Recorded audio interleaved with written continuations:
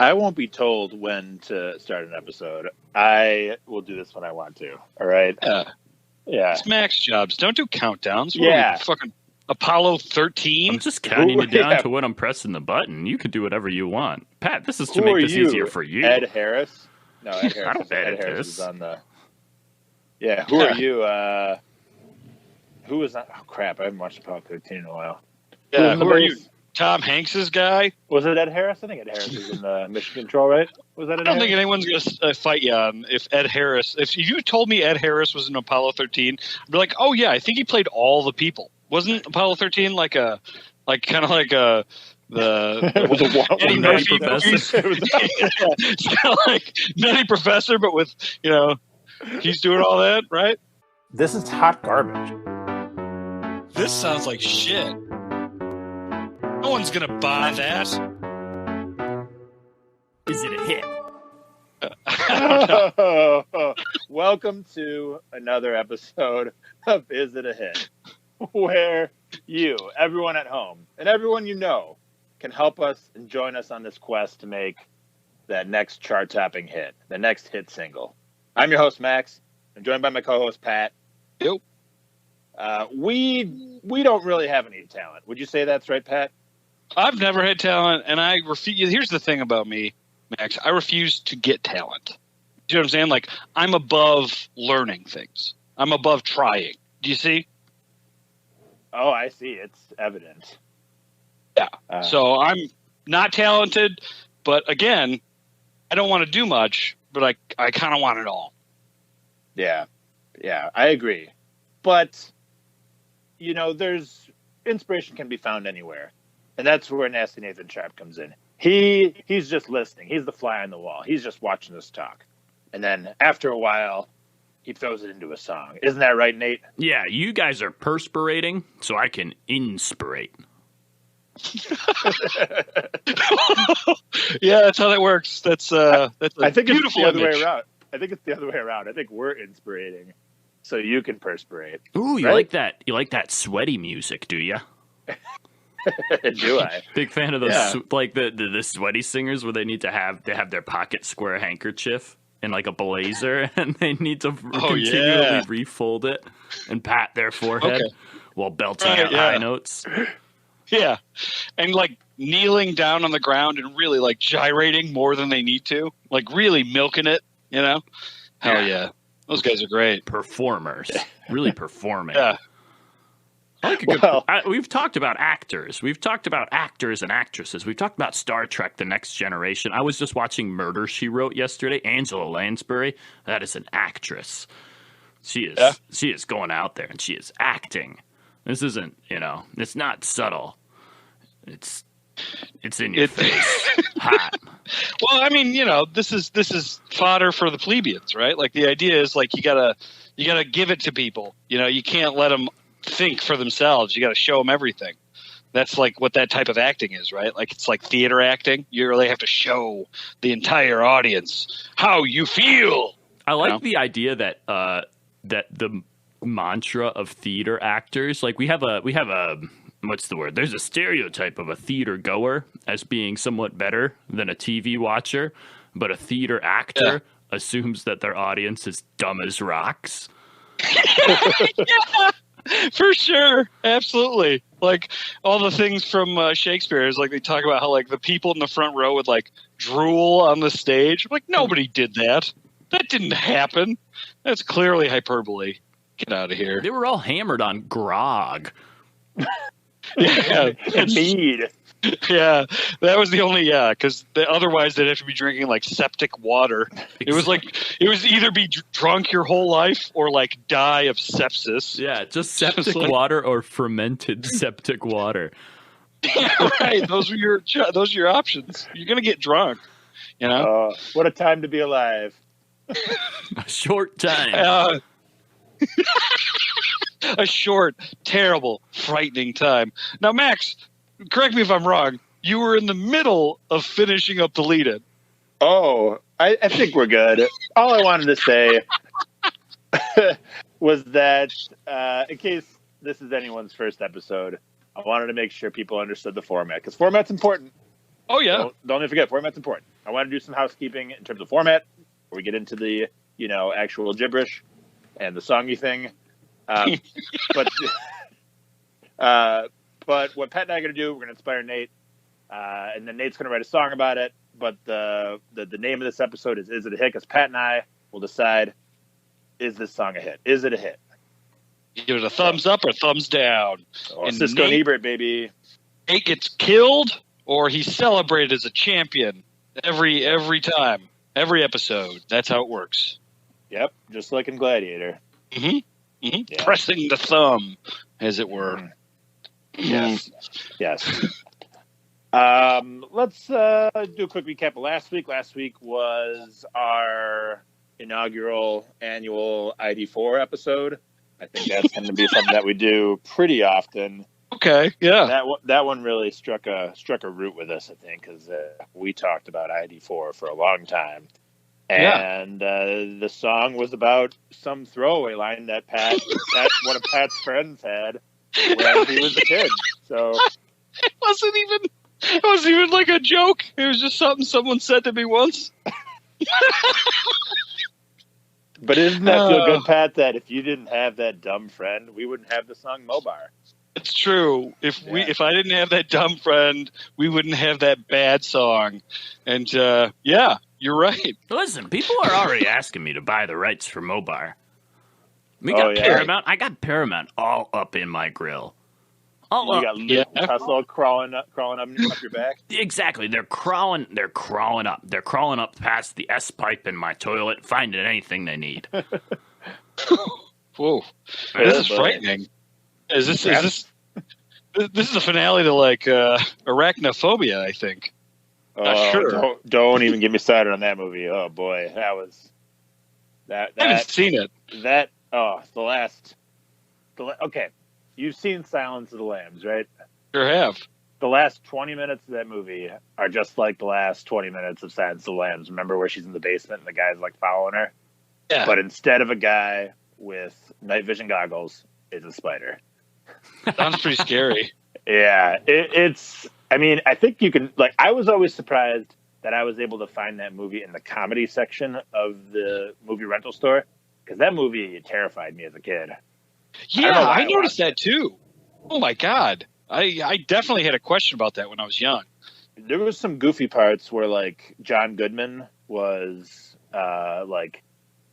he's like real inept and trying to kill spiders and like finds one and he was like spraying it with all of his stuff and he was like, "Yeah, I got you. Yeah, I'm the big man on campus." And he just can't do it. Like that's like the only comedy in the movie, but for some reason it's like listed as a comedy.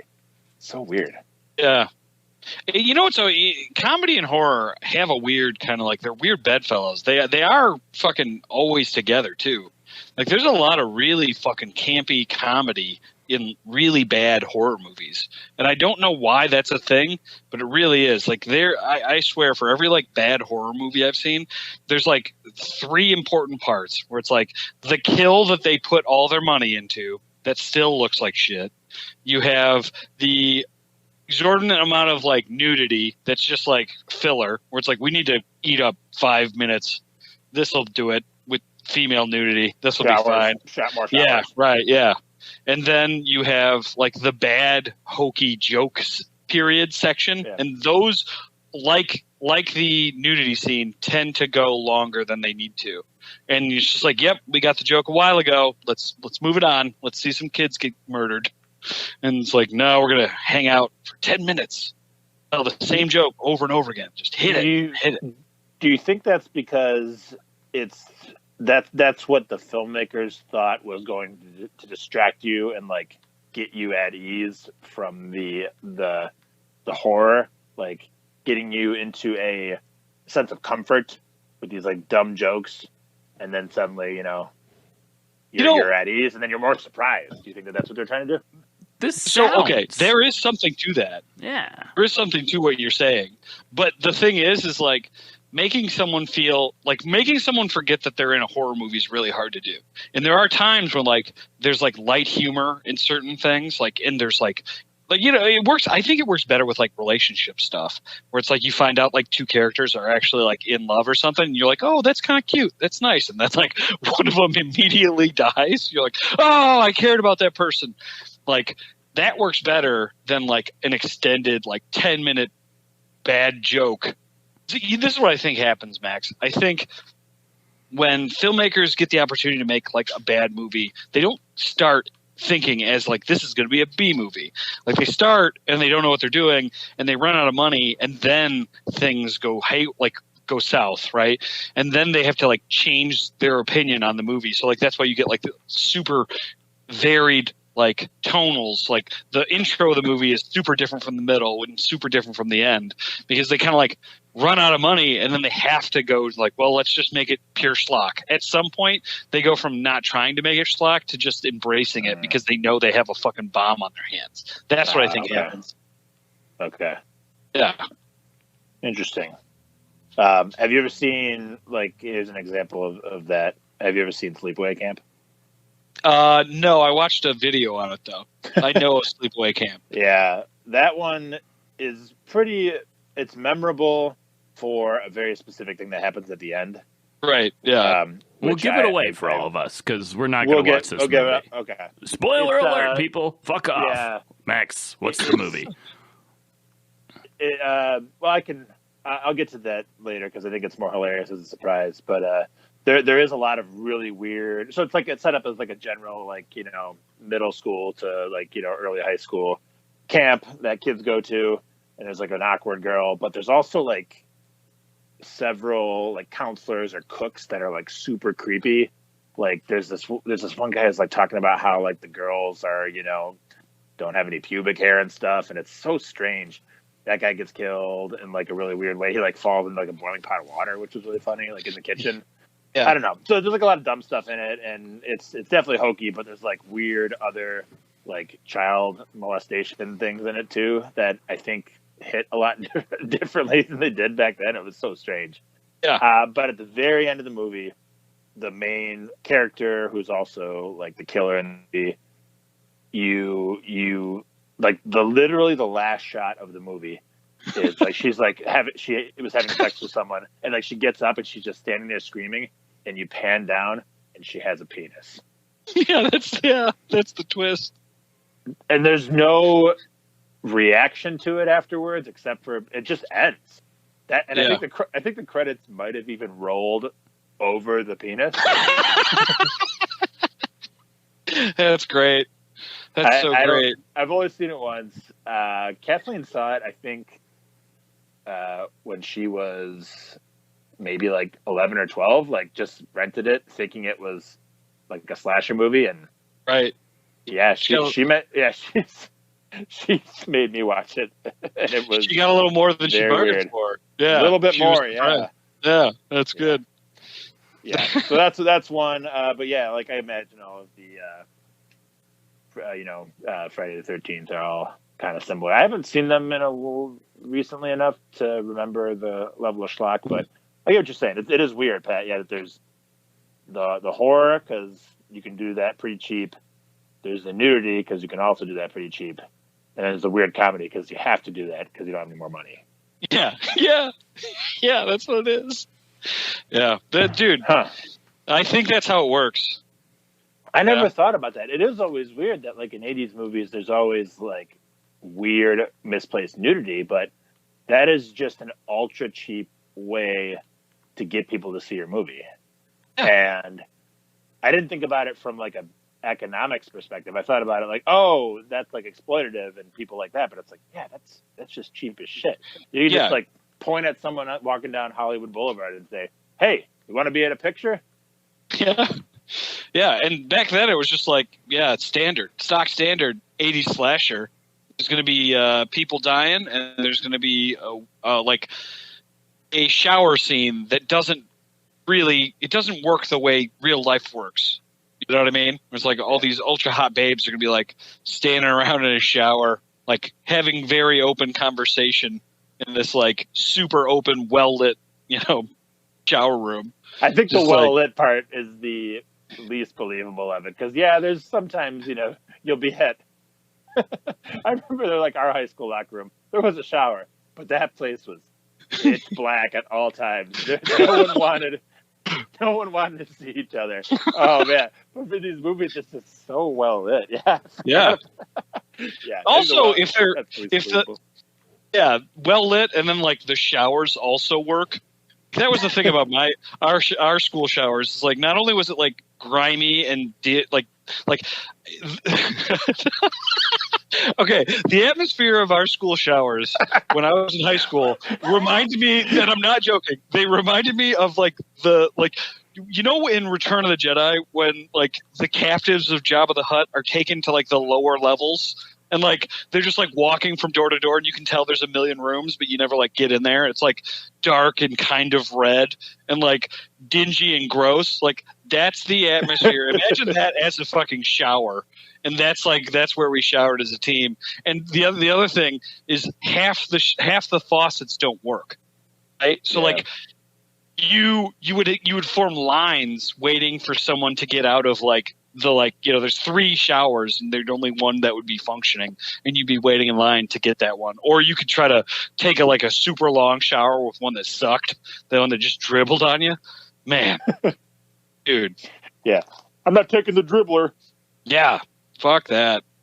And wouldn't you believe it? It's been a long time since I talked about my high school shower room. But that's what this podcast is about. It's about drilling into your childhood repressed memories.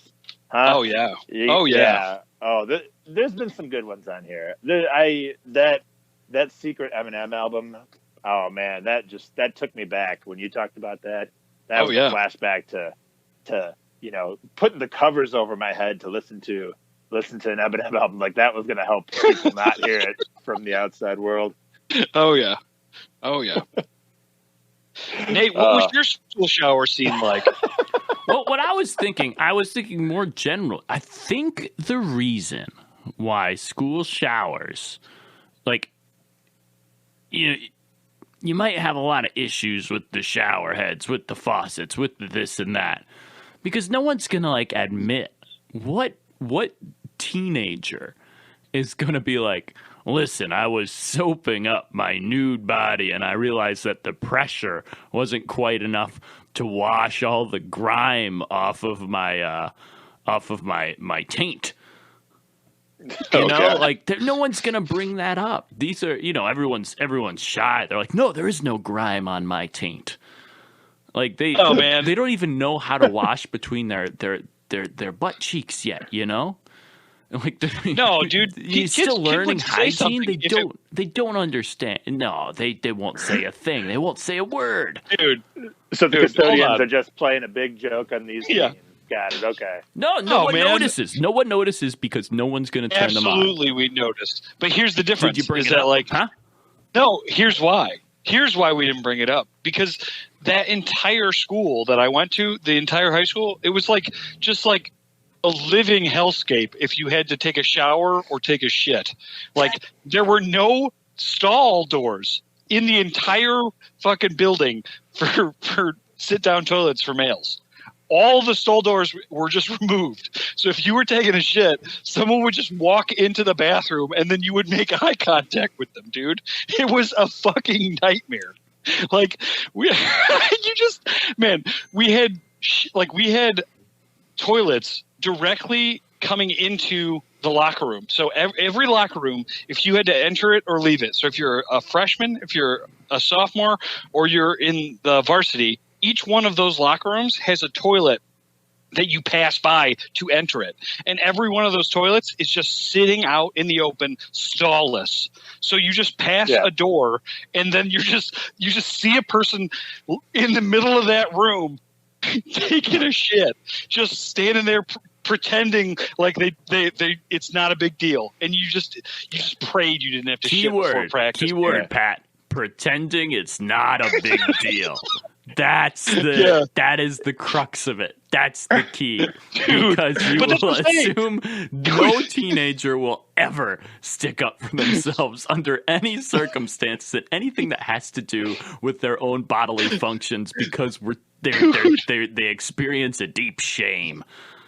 No, but that's what I'm saying is I'm describing this to you in detail so you can know that the whole, like every time you had to go to the bathroom, it was just a hellscape. There was just a terrible, awful place. If you had to shit or you had to shower, things were going to be incredibly embarrassing and you just had to fucking, we just accepted it. That's all. That's all I'm saying. Those toilets might as well have just been in the middle of the room. Absolutely, dude. Absolutely. You just, and the weird thing is we'd have like these 50-gallon trash bins, and the weird thing people would do is they would just pull the trash bin next to them. So I never thought of that. Well, first off, it doesn't make any fucking sense because I can still see you. I'm taller than the trash can, right? So, like, angle-wise, I'm not missing anything but, like, the right side of your thigh. And, so that doesn't matter. And then you just took a thing of – can you imagine a grosser trash bin than, like, a high schooler's trash bin? You took trash and put it next to you. God, such a stupid idea. Didn't make any sense. Kids are dumb. I'm really glad that I'm not in high school anymore. Yeah. Only for this reason. Yeah, right. Showering in front of my peers. Shit and shower in front of my peers. It was such, institutional fucking, it was nonsense. But that's pretty weird. Well, I'm glad we all had the same experience. Again, it was repressed. No longer. Yeah. This is good podcasting. Are you going to be able to make a song out of this, Nate? I've got some ideas for the overarching musical themes. Yeah, okay. Well, are some of those themes, do they have to do with wrestling? Because we did get a voicemail a little while ago that was requesting some luchador themed music, and you think you could work those two together? We got to make this guy happy. He seemed pretty adamant about that. I think we can work some generalized tussling into this. You know, I think we can work this into it. You know, I might not take you to Arena Mexico in your own mind, but you know, we can we'll get you halfway there. Yeah, we'll get you to you know, what's the town north of El Paso? That one. I don't know. Me neither. We'll find it. Austin? Yeah, we'll take you to Austin. Fucking hipsters. Man, that guy's going to call on the Austin train. That guy's going to call back very angry of our knowledge in Texas geography. Well, first off, there's too many cities in Texas. Too many. And there's only like two that matter. You know what I mean? Like, there's like Austin, then there's Houston, and then like people in San Antonio are like, "Hey," and he's like, "You know what? Shut up with your waterfront. No one cares. Everyone forgot about the Alamo. Shut up. Yeah. You're not a good city. We definitely don't remember you." Yeah, it's Austin and it's Houston, and that's it. Yeah, Corpus Christi, get out of here. There's too many cities. It's too big of a state. Fort Worthless. Dallas, boo. Yeah, Fort Worthless. That was a good one. Yeah, come at us, Texas, and our limited knowledge of you. I feel like we shouldn't have started talking shit about the cities in Texas. Let's do more. Abilene, more like I'll be mean to you about Texas. Listen, we've got to go through like 100, maybe 1,000 before we get anywhere close to where this guy lives. Yeah. Waco? No, thanko. Oh man, geography humor is the best. Yeah. Oh. You guys got any more? More like stench Davidians, am I right? I like that one. That's not fun. We'll cut that one out. No, we won't. Yeah, we won't. No, we won't. Lubbock, you suck.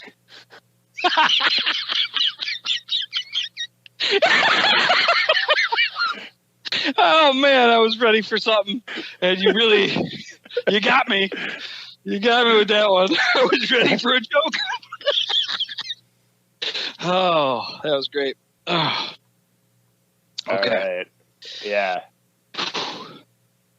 Fuck, I'm laughing.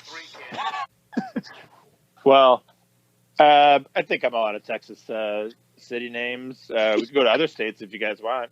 I was Yeah, just let's looking at talk a map about of Colorado today. I could do North a couple from Dakota.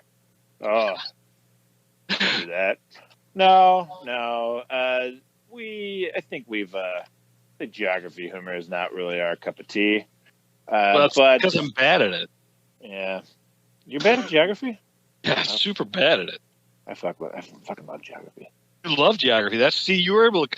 You contributed all the names in that last bit. I contributed 0.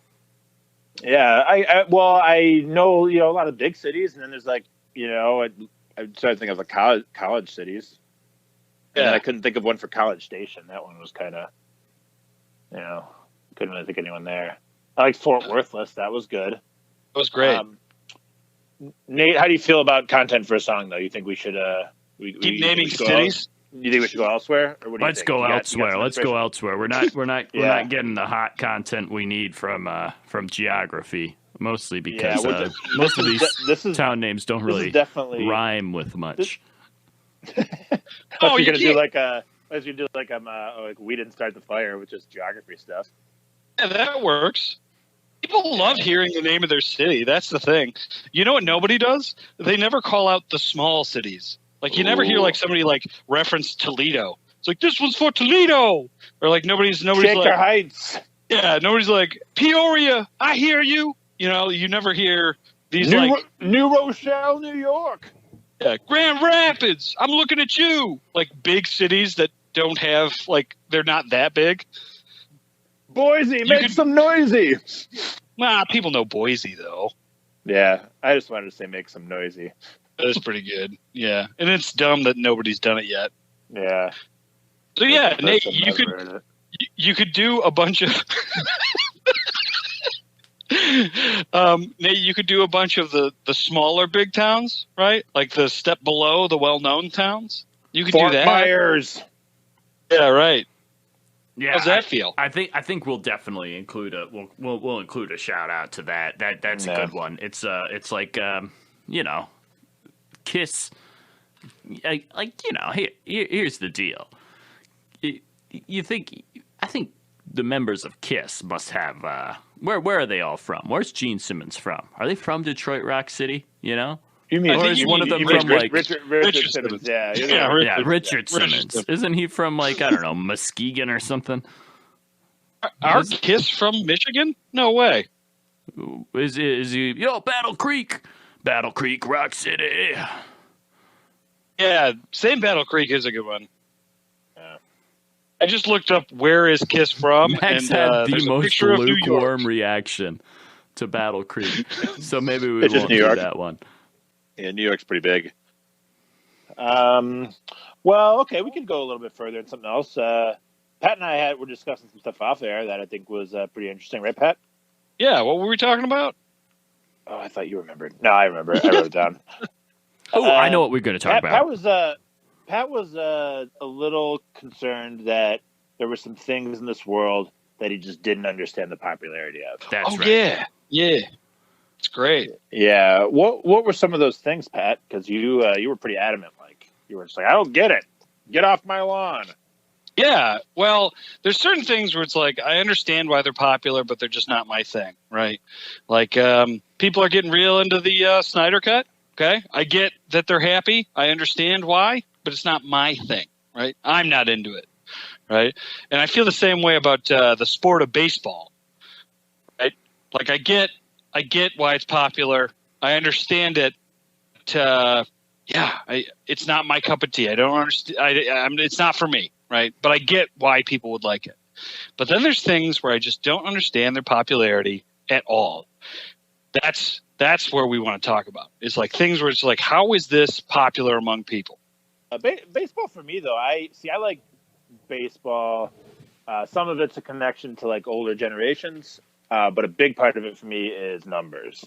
Oh man, so much data in baseball, and a lot of it can just be like pulled from box scores and stuff. And I don't know. I was always a big fan of box scores and reading that stuff. I really. That's all you got to do. Yeah, I'm saying like people turn to fucking math to make baseball fun. That's insane. What other sport is like that?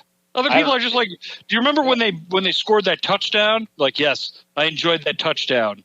right? Yeah. In baseball, they don't talk about like huge plays. They're just like, yeah, he's got a great average, doesn't he? Yeah. Yeah. That's actually the reason I like college basketball so much is that the analytics and the data behind it has really caught up to where it needs to be. And I look at it. I enjoy watching basketball much more than I do baseball, but I can follow it from a numbers perspective better than I used to, and I think that's why I enjoy it more. This is the first time we talked about sports, guys. Oh man, play the bullhorn. That's our sports. Yeah, sports. Oh man, geography, sports. This episode is hitting all of my favorite things. Is one of your favorite things the classic television show Murder, She Wrote? It was one of my grandma's favorite things, and so I don't know much about it. But you guys could talk about it, and I could, interject with, Perry Mason, eh? Here's all I know about Murder, She Wrote. Now, we're trying to catch all audiences here, because I figure the opposite of talking about sports is talking about Angela Lansbury and Murder, She Wrote. So, wait, what? Where is this segue coming from? I'm excited. Sorry. Go ahead. I watched a couple episodes of Murder, She Wrote last night, and I thought that this was hot, like, adult content TV. Not like adult content, meaning like, I mean, I'm waiting for 3 seasons in when there's some hardcore Angela Lansbury nudity, but that's neither here nor there. That's neither here nor there. Well, it's here and there. It's very much here and slightly there, but that's really when their budget falls, and they're like, "Listen, Angela, we can get you into some, we can really up the mystery here, or we can just pay you an extra $10K." This is where Beauty and the Beast is done. It's over. This is your last hurrah. You got a couple homes you got to pay off. You're overextended. But more importantly, love Angela Lansbury. Sexually speaking. More importantly, I thought that this was like I thought that this was smart TV. I thought that this was like this was what grown-ups watched. And I watched it. This was as a child, and I watched it last night. And this whole show was insane. It had 2 separate montages for the do, and most of it was just Angela Lansbury running around in a hooded sweatshirt, Rocky style. Oh, nice. Yeah, what? It was great. And then she clacks on a typewriter. So the whole point of Murder, She Wrote is Angela Lansbury is she's a widowed retiree living in some coastal Maine town. And she writes, after her husband dies, she writes a mystery book and she just happens to like send it to her nephew, just be like, yeah, look, I wrote a book for fun, here it is. And he sells it off to a publisher, and then she's whisked into superstardom. But then she's also has to be because she's a mystery novel writer, she's very good at solving murder mysteries. And so every week, someone she knows or is tangentially connected to gets murdered. And she solves it all. How many seasons were there? 12. And how many episodes per season? Like 25? Yeah, something like that. It's insane. This woman is just like, all of her friends and family are dead. I hope like season 12, it's like a tragedy. She's just like, I have no one. And the police are just like looking at her as a suspect, like as a serial killer. Right. People just won't be friends with her anymore because like, I'm not going to die. Yeah. Yeah. And Kim and I were joking around last night. And we were like, what if she wasn't a serial killer? What if it wasn't all her? But what if just like 3 or 4 of them? She solves it, and it's like other people, and then it's like, what about these 3, Angela? She's like, oh, you haven't solved these ones yet. Didn't I solve those already? ends with her being like, "Those were me." That's great. Just confounding the police. Yeah. Well, we really did a good job at understanding the popularity of that one, right? I think we did. I think we understand. We know why Murder, She Wrote is popular. I still haven't figured out. Well, I know why baseball's popular too now. It's not the number. It's the numbers for some people. Yeah. But what I appreciate about baseball is the spectacle, and it's always there. Oh, so by virtue of the numbers, they play 162 games per year. Even if you're minor league, you're playing a solid 60. That's pretty crazy, that number. Yeah, I've always been shocked by how many games they play in a year. And so there's so much opportunity to just, let's just go out to a game. Who are they playing? Doesn't matter. What are you going to do there? Doesn't fucking matter. Gonna eat a bunch of snacks. Probably drink.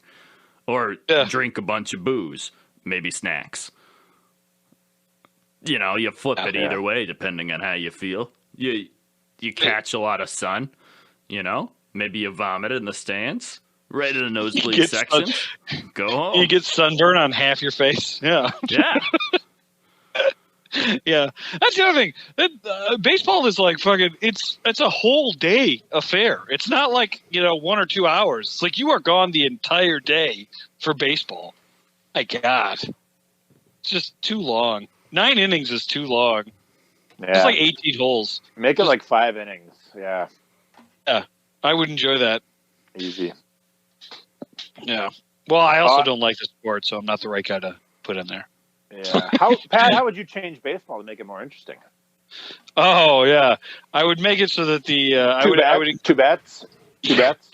Two batters. No, it would be a real simple thing, and I'm saying this because I know real baseball fans are going to hate this. It's like just make the strike zone much bigger, and then so they have an incentive to swing. That's the most fun part of the game. Is when someone gets a hit and you're like, wow, that went far. Like, that's the fun part of the game. Just increase the strike zone so people are incentivized to swing more. Yeah. That's all. I know that in college baseball they use aluminum bats. What about in pro baseball they use an aluminum ball? And it just murders people. Like, they just hit it and, like, people explode. Angela Lansbury has to go out to the field. I think I saw your problem. This aluminum ball blasted a guy in his face at 150 miles an hour. The murderer was the batter. I didn't see anything. We just need to get this to go back to like some kind of Aztec warrior ritual type game where the losers die in the end and the winners get all their belongings. We need to we need to return to form, Oh man. I thought of something else that I don't understand the popularity of. I haven't shared one yet, but I thought of one. Okay. Peeps. Oh, yeah.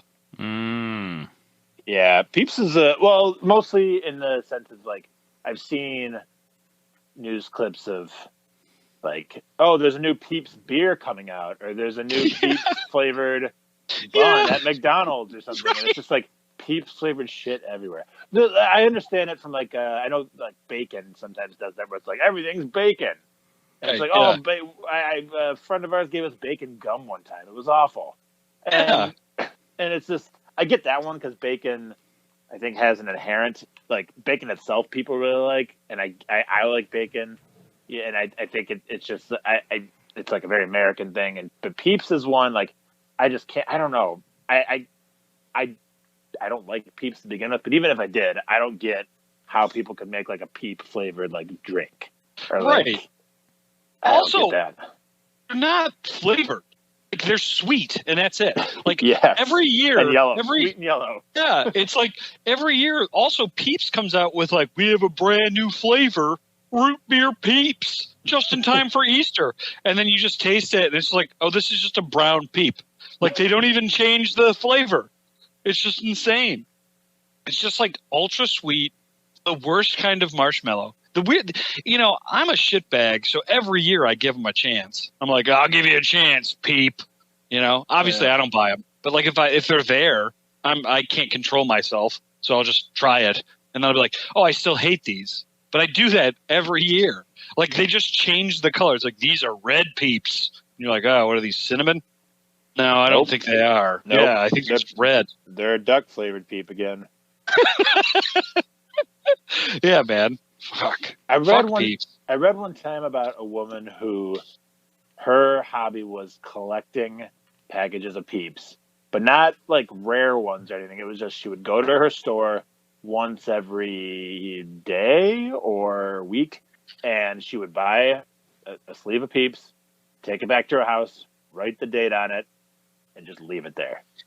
And that was her manifestation of her OCD or whatever, is that she just had like 25 years of Peeps.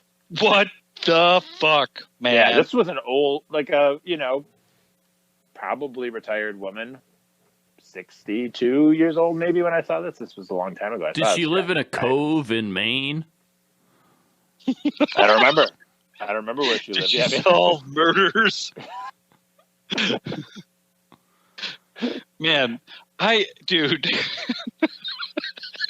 I feel like Nate's really got an Angela Lansbury song cooked up just to guess. Hey, Nate, I got a question. Do you have a song ready to play for us right now? Yeah, I do. I have one song ready to play for you right now. Is it about Angela Lansbury? Hold on. Let me just let me make sure I play it for you. Let's see here. Be ready to edit around this. Yeah, I know. Ugh. Oh, crap. Yeah, this one's been a good energy, but I definitely have a lot of editing to do. Do you? We don't. No, you don't have much editing to do. What do you have to edit around? The time where I made a Branch Davidians joke? No. Yeah, well, what is that, demo 3? If I sing along to this and I pull it out, then we can keep me singing. Hey, Nate,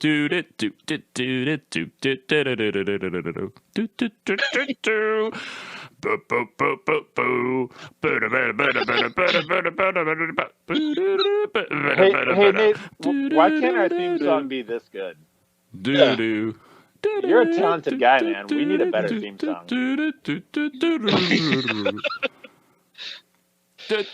Man. Wow, what a theme song. Yeah, there's a lot going on in that one. It's brilliant. Yeah. Yeah, that's back in the day when people considered, art. It was actually art, Like the guy that wrote that theme song, he wasn't trying to make a theme song. He was trying to make like some kind of opera or a concerto of some type. And then someone was like, "Hey, I'll give you like $5,000. Yeah, let me put that on a TV show." The guy was like, oh, "Okay." I am a classically trained composer. I will not be on a television program. Right. And then someone was like, 10 G's. Okay, do not tell my parents. Yeah, that's all. Do you get paid if you make theme songs? Do you get paid every time they use it? I think so. I think you get those royalties. It's probably outlined in the contract. Like if your contract, maybe there's some contracts that do that. If you got a good agent, you probably do. If you're in the pilot of the show, you get money every time any episode of the show is played. Yeah, you think the Rembrandts get syndication royalties from Friends? They never had to work again. Guaranteed you, they never had to work again. Yeah. Guaranteed. Absolutely. I remember when that song was like actually on the radio. Yeah. Yeah, that's funny. What a great idea. Just make a song that we can put on the next Friends, Nate. I already made that song last week. It's called Hanging with Mr. Mobar, and it was great. Lounging with Mobar, yeah, it was great. Yeah. For that, we said it was not a hit. Not a hit. Well, I mean, hey, if you sell that to a CBS for 5 Gs, hey man, it's a hit. I am going to pitch the show so that I can sell the theme. I'm going to go backwards here. I'm working backwards. Yeah, just like how you write music, you go lyrics first, then music. That's You're doing the good, Pat. Theme song first, then show. Pat, if it's good, you can go lyrics first. If what do you think? That's when you. What's your pitch for Mr. Mobar? All right, hanging with Mr. Mobar. Mr. Mobar. All right, we're on. Here's the deal.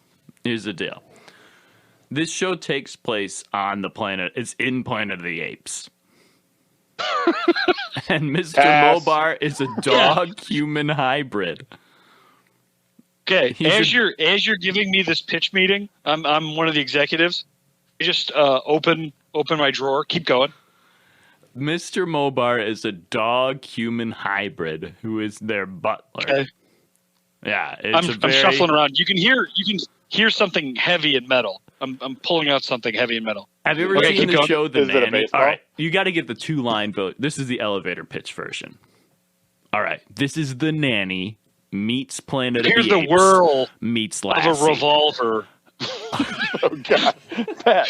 Oh man, I want to hear this pitch. You look up to see me loading a revolver one bullet at a time. Keep going. What's an iconic movie? What? Ow! Planet of the Apes is an iconic movie, and it has iconic language. You hands off me, you damn dirty apes.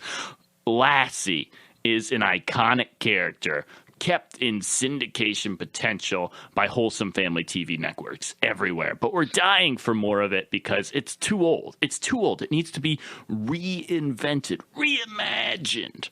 Now, The Nanny. Fran Drescher was almost onto something, but she was grating. She was grating to listen to.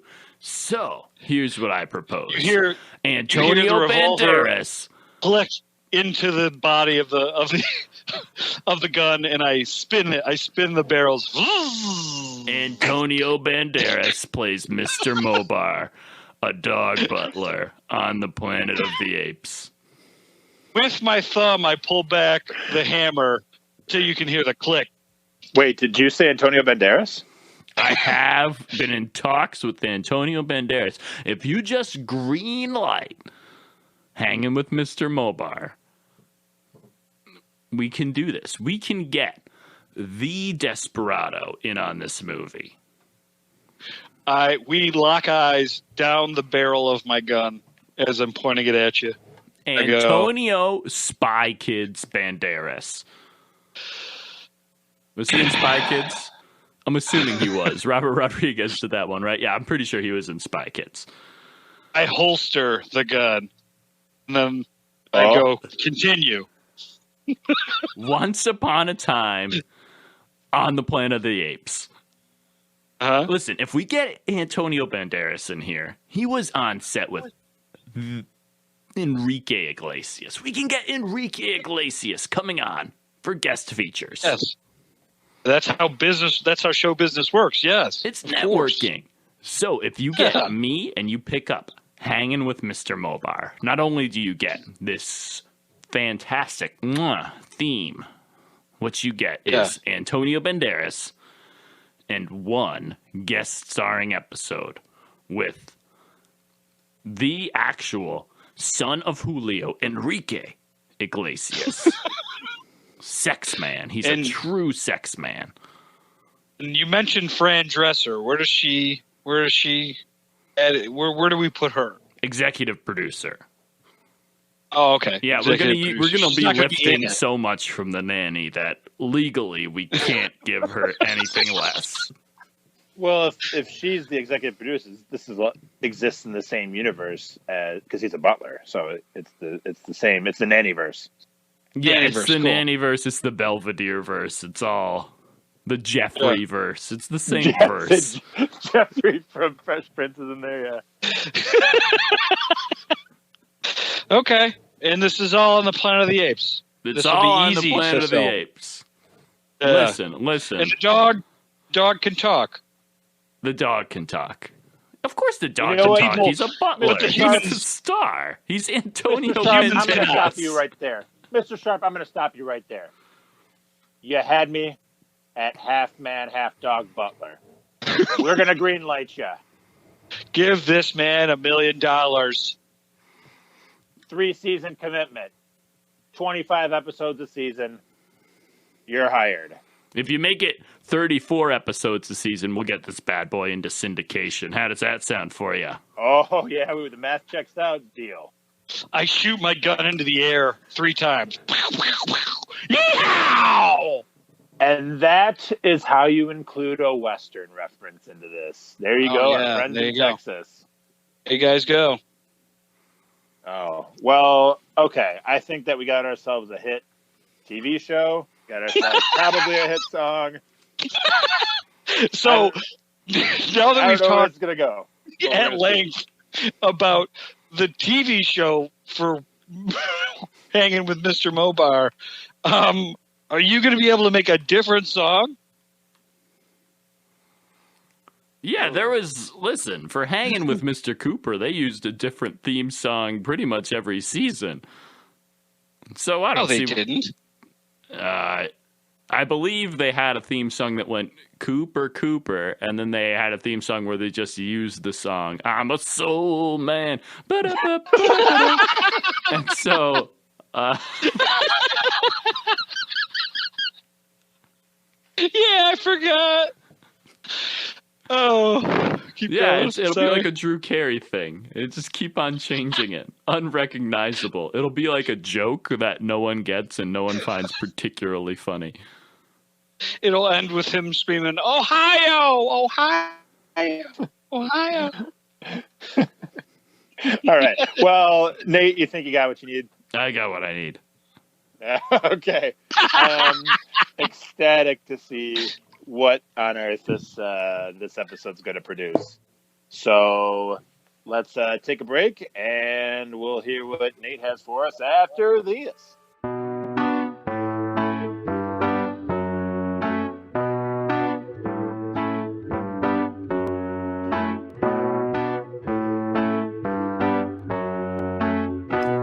And we're back. Guys, Nate's had some time to think of a song, throw it together for us. I think I'm extra interested about this one because we had some really good stuff from earlier. A variety. Yeah. I'm interested just to see which direction he goes because we talked about high school showers. Oh, yeah. We talked about arachnophobia, yeah. Mm-hmm. We talked about things that Pat doesn't understand the popularity of. Mm-hmm. Talked about Murder She Wrote. We talked about Murder She Wrote, yeah. Yeah.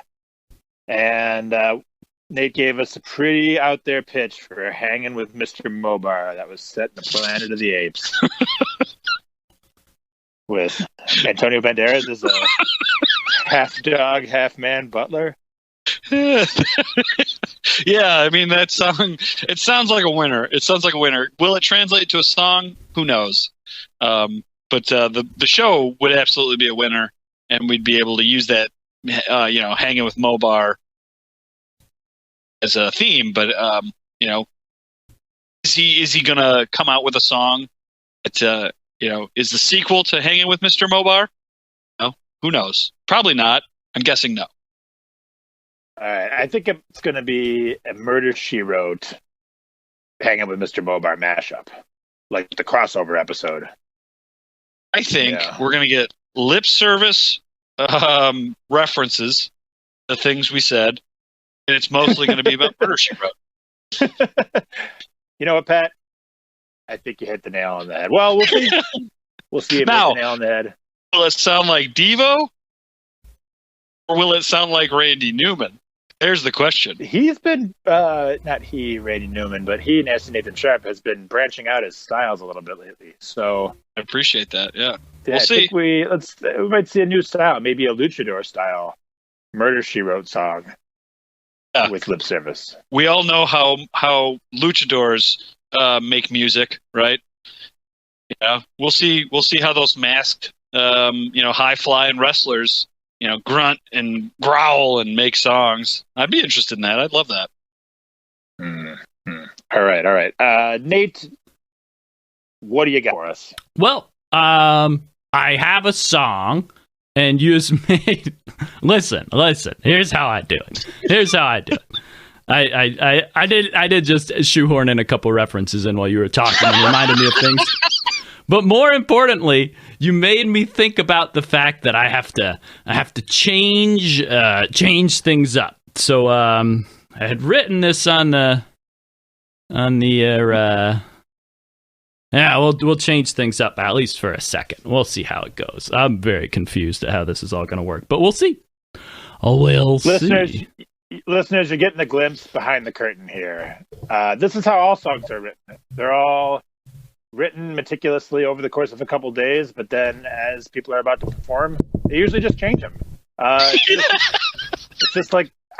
just like that scene in Walk the Line where they're playing a song and then out of nowhere he just improvs one, and then that's the hit. So it's cool that everyone gets to see that. Not too many people know that most hit songs are just improv. Yeah, I would say that most people don't want to see how the sausage is made, right? They don't want that peek behind the curtain because they don't want to see the reality of it. But I think most people don't like the sausage product we make. So, like, not only typically the end product isn't great. So to see how the sausage is made, I mean, who knows? Maybe it's so repulsive, it's good. But welcome to Behind the Curtain, and Nate. I wait on bated breath to hear your new song. Yeah, how what's the word for it? Oh yeah. Let me turn down my reverberation here for you. You know how vegetarians, the people that hate meat the most, are the people that are most obsessed with how the sausage is made. Correct. Yeah. So I think people are into this. I think people want to know how the sausage is made. Let me see if I can cue up a drum track. Let's cue up a drum track. How do we do that here? It's a song for vegetarians.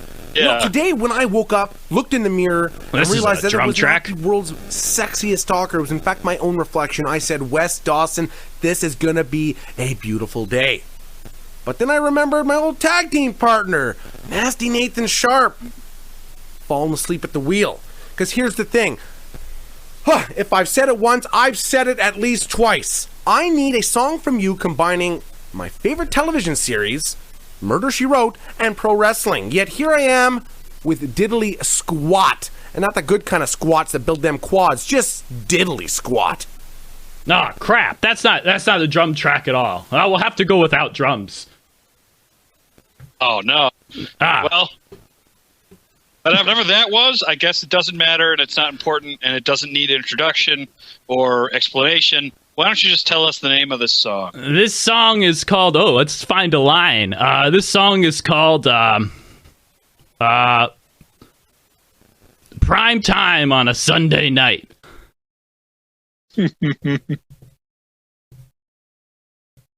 Let's see, how are we going to do this here?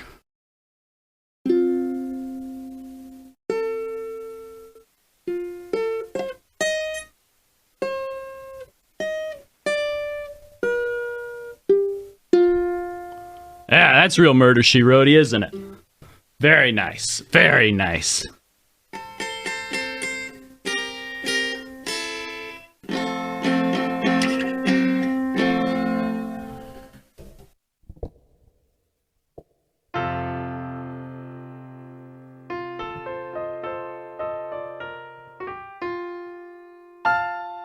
El Tigre Loco was making a one-shot stop in El Paso, facing off against Vaquero Monaco in his mighty lasso. After the match in the well-lit showers, they washed their meaty chests. They wax the pots, they oil for the crowds, but they ignore the rest. From Lubbock and Laredo, Tigre Loco in the air with mask and tassels. While I was driving around with my grandma, running into hassles. Hotboxing the car at night, talking about concepts we couldn't understand. Every week a new mystery, and we thought we could lend a hand.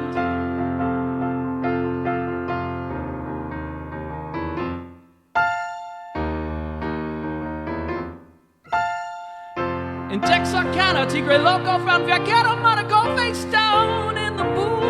A rudo to the end, but today he wouldn't be getting any booze. Back in the barroom, a sweaty man in velvet sings the blues. Well, me and Angela Lansbury scan the patrons looking for clues. Angela's been training to go fighting Tigre Loco. She's convinced he did it, but I personally don't think so. To get the fight she desires, she has to be ruda. She's going as the elderly spider, La Rania Vieja. So I say, Angela, run, train your best, no one knows how far this one goes. It's prime time on a Sunday night, the main event of the show. It's a lucha de apuestas, Tigre's mask is on the line. Every week you solve a murder, you better solve this one on time.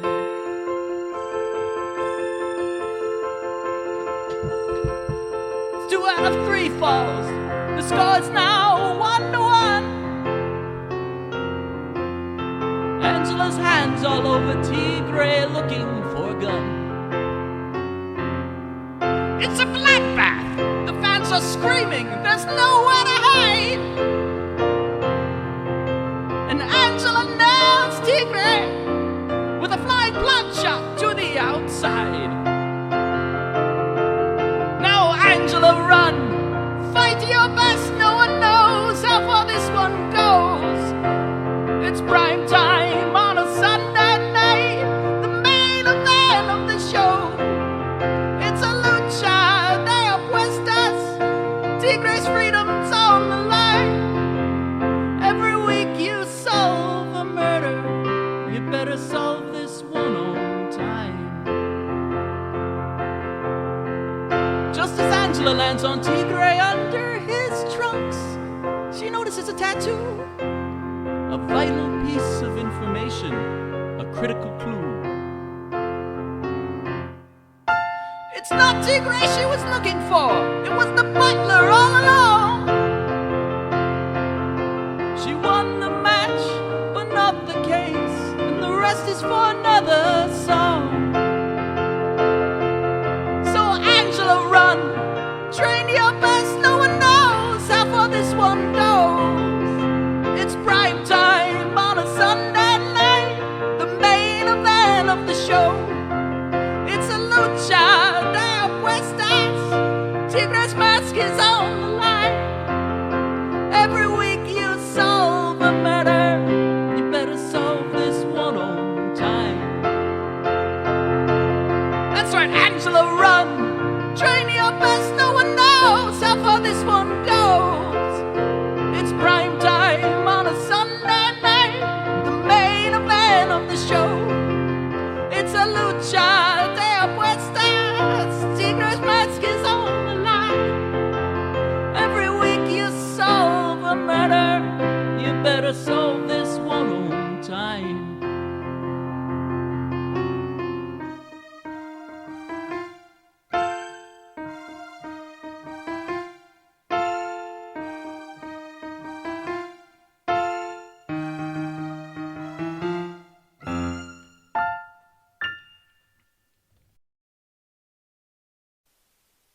Well, we certainly were correct.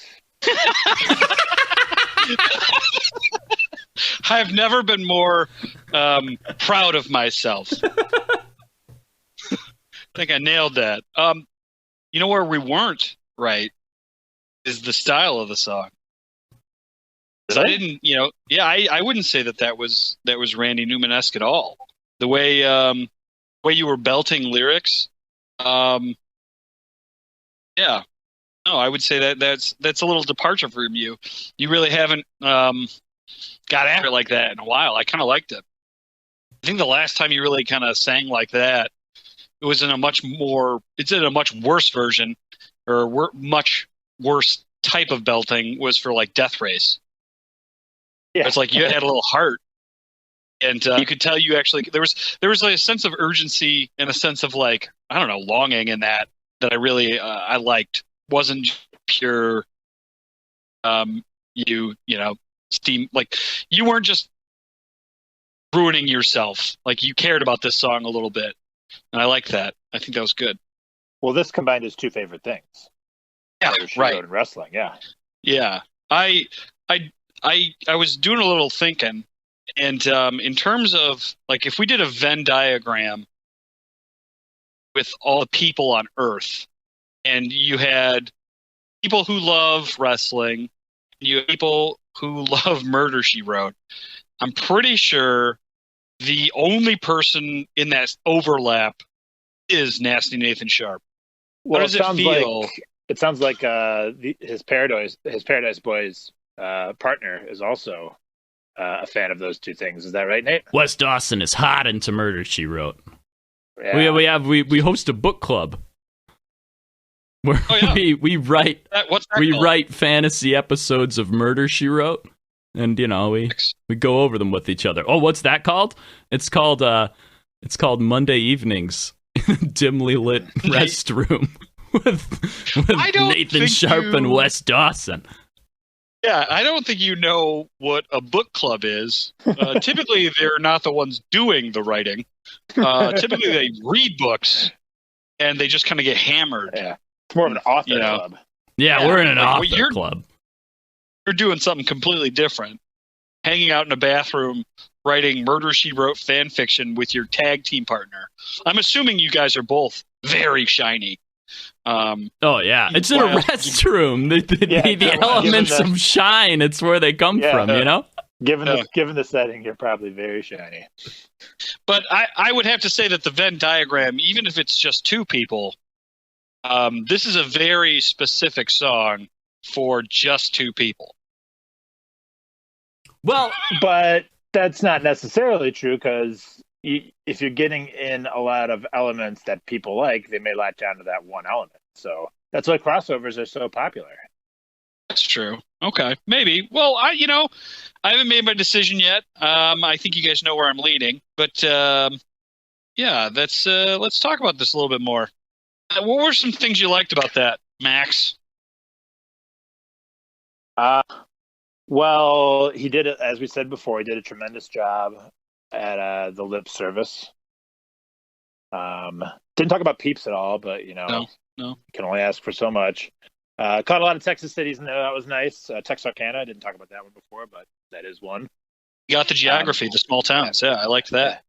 I liked that this painted a picture of a specific episode or a spin-off series that where it was more of a traveling team solving, but also wrestling. Mm-hmm. I think that alternate universe would be really interesting.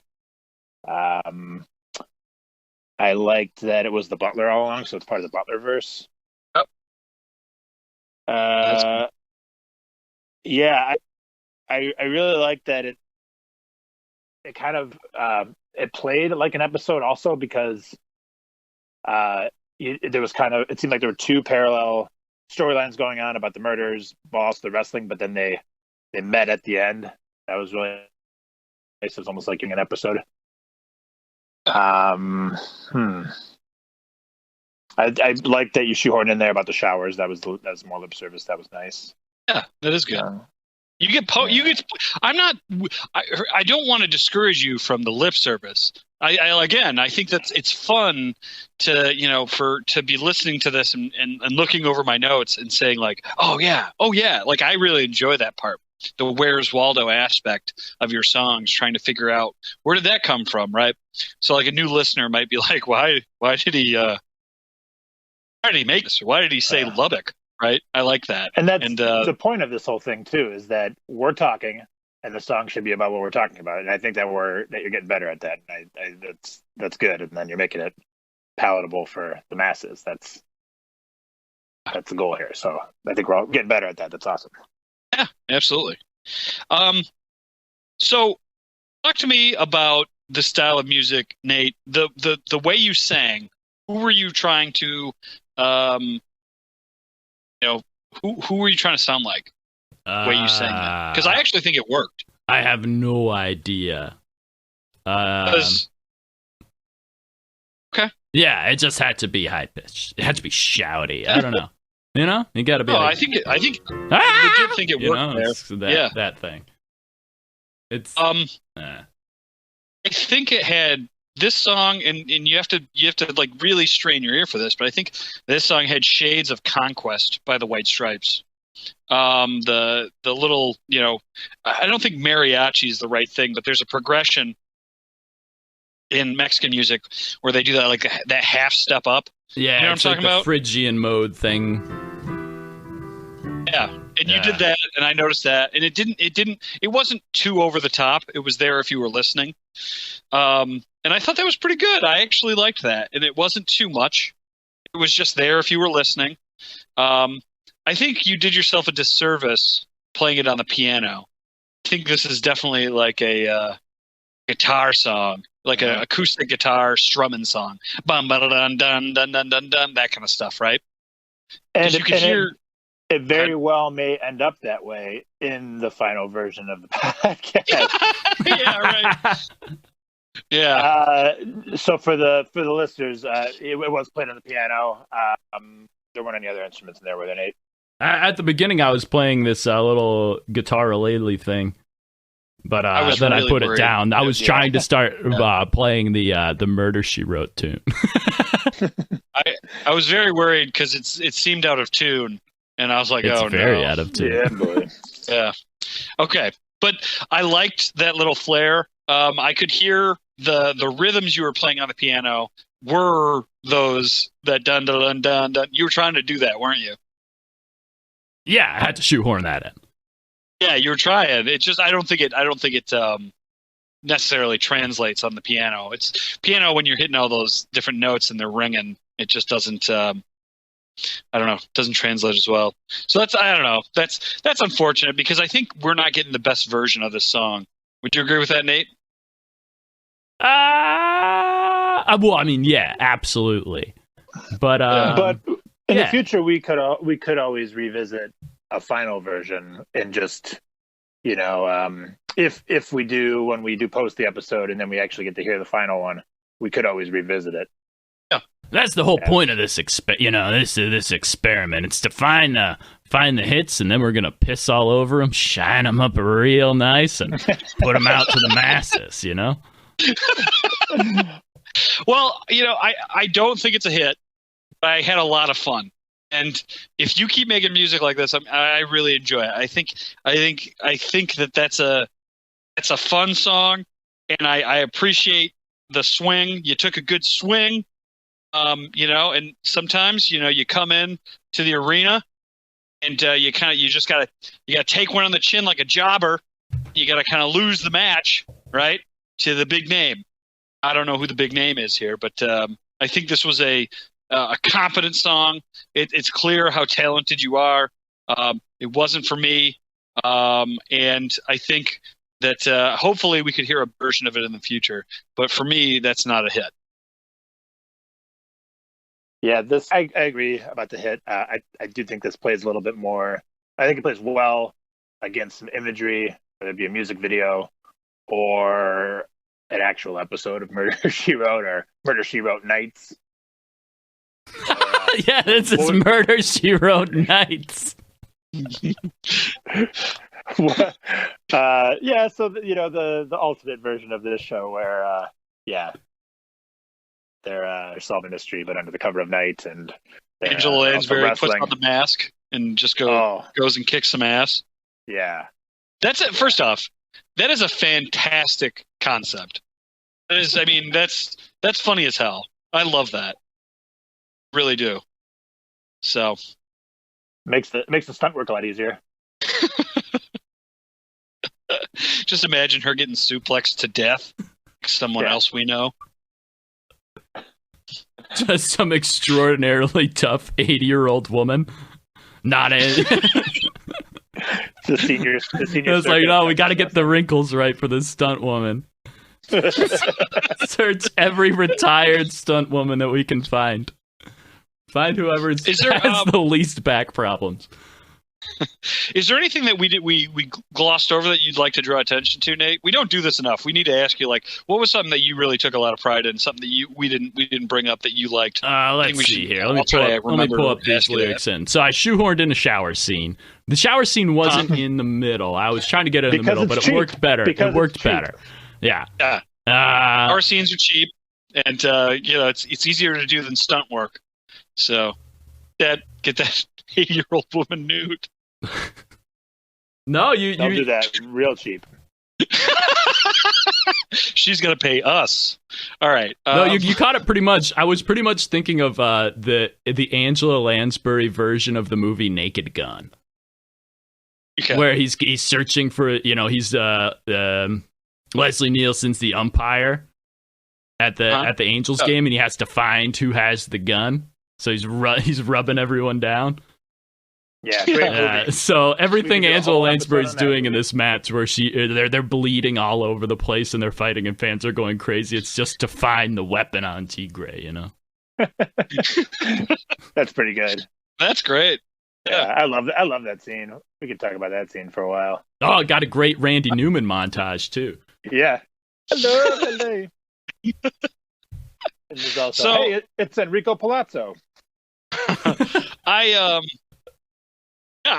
This is weird. I feel like the last few weeks, or at least the last two, I've said good job, not a hit, and that I don't want to be in that place forever. I think that's where we are. Where I do better, Nate. Do better. You did a good job. This is great stuff, and I want you to continue. I'm just, So next week we'll go for bad job, but it's a hit. Well, we can swing it the opposite direction. Well, have you ever heard of the singers that talk about how like they'll say something like, "Well, I didn't even write that song. That song just came out." In certain songs, they don't take long to write at all. They're just kind of like a medium for the song itself. The idea passes through them on their way out. And then like 30 years later, they get sued by the Chiffons, and they're like, that was our song. He's like, crap. Yeah, I can't wait to get sued by the Chiffons. Yeah, it's going to be great. Okay. Yeah. We'll send you some Chiffon song to Inception and into your head. Yeah. And then we'll get there. All right. Anything else, you guys? I'm plugging Wes Dawson's podcast, Gabagool and 8 minutes of really what you just heard from Wes Dawson. Complaining. He complains. He's a beautiful man. Maybe there'll be Murder, She Wrote in there. He's a big fan. Nate, what's it called when wrestlers competitively talk shit to each other? What's that process called? Promos? Cutting promos. You're cutting promos. And it'd be great to have you guys kind of like do promos. Like if we were to like fight his podcast, it'd be cool to do that. Maybe we'll edit this out, but I'd really like to see some version of that where you're on his podcast, cutting some promos and talking some shit and being a douchebag, and then he can come on here and do the same thing. I'd love that. I really enjoyed that. Yeah. Well, we'll get that going soon because we're calling you out, Wes Dawson. Calling you out. Yeah. All right. Well, that was a lot of fun. Especially the conversation and especially the song because I like that imagery a lot. Even though it's not a hit, I did still enjoy it. Pat's right. Yeah. Well, if anyone wants to call in, let us know how they feel about that song or about Murder, She Wrote or about high school showers. Voicemail is 707-780-2448. Let us know how you feel. We like hearing from you guys, from our hitsters, getting our finger on the pulse of the people. Oh yeah. All right. It's the only way we'll know. It's the only way we'll know. All right, we'll talk to everyone next week. Bye. Bye.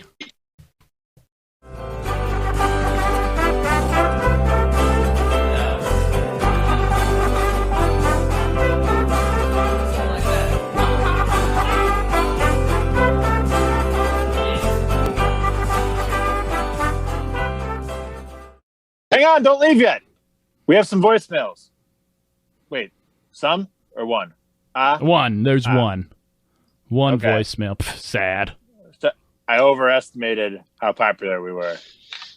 That's for okay. No, there's just That's one sad today. voicemail we want to play. That's right. We've yes. picked out some from the degenerates in the crowd, and we've said that these aren't fit to air. Do you know why? Because we demand quality. That's what I meant. There was a lot of crap. You know who you are. Yeah. You should feel bad for liking us. Yeah, never call again, except for people who have not called yet, and people who we've played. Keep calling. But everyone else has called, and we haven't played you. Never call again. All right, let's see number one. Let's hear it. Yeah. Give it a I second. don't know if I'm here. going to keep any of that shit. My God. Patching City. Guys, was it a hit? No. But Americans love dogs. And this song, all about dogs. Which I also like. So, keep singing about dogs. Eventually you're going to get a hit in there. But maybe focus on other things Americans like. Like horses, They're kind of like smaller, not as ambitious horses, but are still winners, like Seabiscuit. America loves Seabiscuit. Most of my knowledge of Seabiscuit based on the movie with Spider-Man. Small horse, big jockey, shouldn't have won. Underdogs. You guys should sing about underdogs, not regular dogs. Anyways, keep up the good work or the mediocre work, whatever. Dogs are great. Everyone should have them. Bye. If that's the quality that we're letting on the show, think about how bad certain people must feel that they're not getting on the show. You don't want to know. Well, but this caller, who I believe is talking about Mobar, hit the nail on the head. We're trying to get the big dog industry under our belt, and I think it's working. He's right. People love dogs. Love dogs. People love horses. Love horses. Pat and I love horses. Mm-hmm. We want to get horses. We can get horse songs in next time. Oh, right, yeah. Nate? I should have Will shoehorned them Silk, into as this he go? animal movie. I wish I had heard this Yeah. voicemail a little bit before. Wait a minute. That's for next week. Pat, cut this out. What animal movie are we talking about? Nothing. You'll have to stay tuned to find out, listeners, because it's a doozy. Oh, yeah. Yeah. Anything else you guys want to say about this guy? Oh, I just have something to say. vamp a little bit more. Sly Stone already wrote a song called Underdog, number 1. And So did Spoon. Number 2, yeah, Spoon. And there was also the theme to the TV show. There's already like 3 songs about Underdog. Find us a different dog. You find us a different dog and a better dog. And it has to be a Mobar equivalent dog. We're talking A tier. A tier or S tier dog. You find We're us talking that dog. overdogs. We're talking the talking overdogs. Eddie Yeah. from Frasier. Yeah, he was an good dog. overdog. What a dog. He never met a problem he couldn't manage. Yeah, Yeah. but he was allergic to scrambled eggs, and that's what killed him. That's what kills us all in the end. Yeah. Maybe I hear them. All right. Tossed salad and scrambled eggs. So what a shitty lunch that would be. I'll have the tossed salad and scrambled eggs. That's terrible lunch and terrible breakfast. There's Sir. never a time when you should have those things. Sir, this is the Wendy's. You're at a Rally's. Yeah. Well, I don't know what else to say. That guy, I think he hit the nail on the head. Everyone loves dogs. More songs about dogs. All right. All right. That's all we need. Well, keep calling in. Voicemail 707-780-2448. I almost know it by heart because I say it all the time. I say it to my parents every time I see them. Instead of saying I love you, I just say the voicemail number, hoping they'll call in one day. Tell you how much they love and care for you. Nope. Just want to hear what they think about the songs. Save all that mushy stuff for some other time. Sure. Yeah. All right. Well, we'll talk to everyone next week. Bye. Bye. Bye.